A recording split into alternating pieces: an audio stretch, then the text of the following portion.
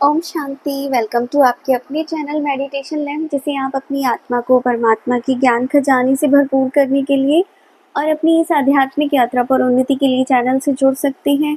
अभी अव्यक्त मुरली सीरीज चल रही है, जिसमें हम 1974 की मुरलीज को स्टडी कर रहे हैं और आज हमारे सामने 18 जुलाई 1974 की मुरली है, जिसका टाइटल है संपूर्ण पवित्र वृत्ति और दृष्टि से श्रेष्ठ तकदीर की तस्वीर। तकदीर और तस्वीर, दो शब्द बाबा ने यहाँ बोले हैं। तो देखो बाबा ने क्या कहा कि ये जो तकदीर है ना, तकदीर की तस्वीर, यहाँ पे समझो कि आपकी तकदीर कैसी है, कोई भी चीज़ कैसी दिखती है उसको तस्वीर कहा जा रहा है। कि इस चीज़ का फोटो निकाला जाए तो इसकी तस्वीर कैसी, तो तुम्हारी जो तकदीर है ना, इसकी तस्वीर कैसी होगी। तो बाबा ने कहा कि क्या विशेषताएं देखेंगे इसमें ना, तीन विशेषताएं, तीन बातें आती है। पहला, ज्ञान की रीति से जब हम देखते हैं कि भाई सदा स्मृति स्वरूप है। दूसरी बात कि क्या भाई भाई की वृत्ति सदा कायम रहती है। और तीसरी, रूहानी अर्थात संपूर्ण पवित्र दृष्टि है। तो मेन ये तीन बातें हैं, स्मृति, वृत्ति और दृष्टि।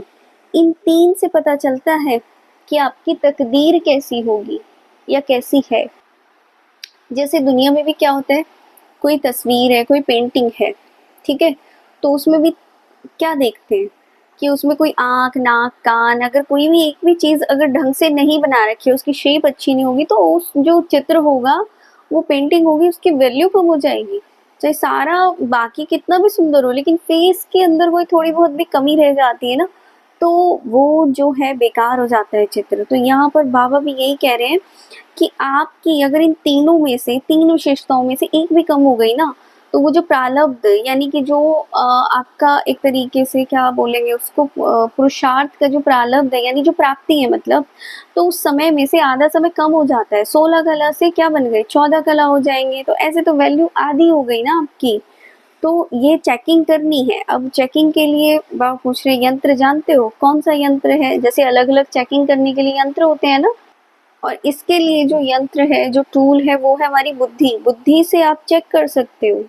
तो यहाँ पे क्या होगा, अगर आपकी बुद्धि दिव्य बुद्धि के बजाय साधारण लौकिक बुद्धि वाले जब बन जाते हो ना, तो माया को परख नहीं सकते हैं, माया के वार से बच नहीं सकते हैं, अपनी चेकिंग नहीं कर सकते। तो पहले तो ये देखना है कि भाई आपका जो बुद्धि रूपी नेत्र है वो दिव्य है, वो आपके पास है, कहीं वो उस पे जंक तो नहीं लग गए कि मतलब माया का, संग दोष का, वातावरण का। अगर ऐसा जंग लग गया होगा तो कहाँ तक आप अपने आप को इवैल्यूएट कर पाएंगे, मतलब कहाँ तक पता लगा पाएंगे कि आप चेक कैसे कर पाएंगे कि ठीक है या नहीं।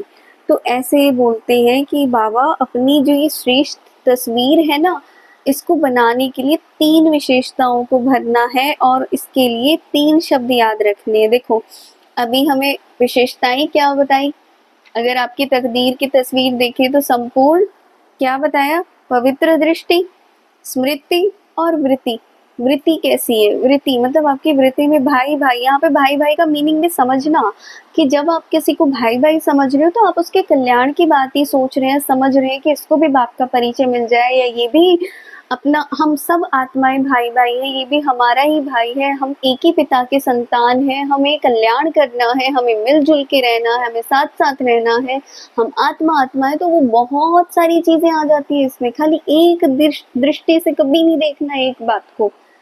उसके भी बाबा समझो ना, जरा बोलने वाला है कौन, तो बहुआयामी हिंदी में यही होगा, वो वाली बुद्धि होनी चाहिए कि हर तरीके से, कि खाली एक तरीके से सोच लेते हैं, ऐसे थोड़ी ना होता है। तो यहाँ पर देखनी है ये वाली चीज। तो ये करने के लिए तीन विशेषताएं भरनी है। पहला क्या है, निर्वाण स्थिति में स्थित होना है। निर्वाण क्या, वाणी से परे वाली स्थिति।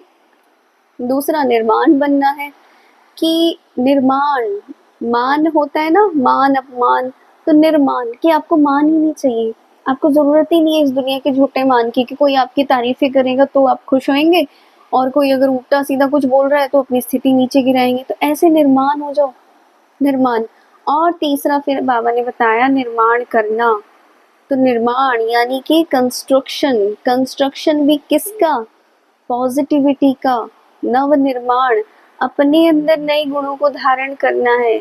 इस नई दुनिया को बनाने से पहले खुद के अंदर एक वो नई दुनिया रचनी है, जिसकी वजह से वो नई दुनिया आपको बाहर भी दिखाई देगी, क्योंकि एक दुनिया अंदर रची जाएगी आपके विचारों की सुंदरता से और सब चीज़ों से, और वही आपके व्यवहार में झलकेगी और वही झलक दुनिया को दिखेगी, और एक एक की झलक से ये दुनिया बदलेगी। ऐसे ये बाहर भी तब दिखाई देगी जब अंदर दिख जाएगी, तो यही स्वर्ग हो जाएगा, इसी को कहा जा रहा है। तो ये थी आज की मुरली। जो भी चैनल पे नए आए हैं, अगर आपको अच्छा लगा है तो चैनल को आप लाइक शेयर सब्सक्राइब कर सकते हैं। जैसे प्यार बांटने से बढ़ता है, तो ज्ञान भी जितना हो सकता है आप बांटिए, बांटने से बढ़ता है। मिलते हैं हम लोग नेक्स्ट मुरली में, तब तक के लिए थैंक यू सो मच।